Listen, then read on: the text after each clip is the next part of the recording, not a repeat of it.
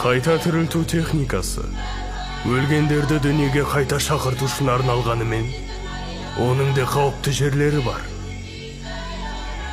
Оған қажетті мөрлерді біле отырып, қайта тірілген жан өз еркімен бұл техниканың келісімін толығымен бұза алады.